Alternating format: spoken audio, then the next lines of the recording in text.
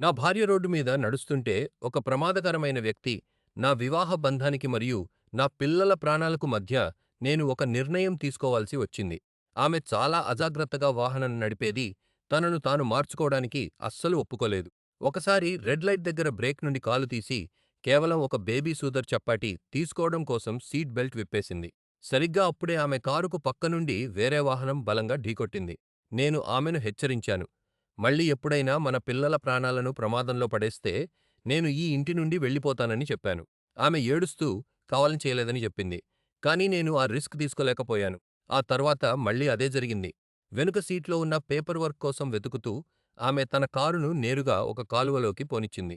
అదే నాకు చివరి పరిమితి.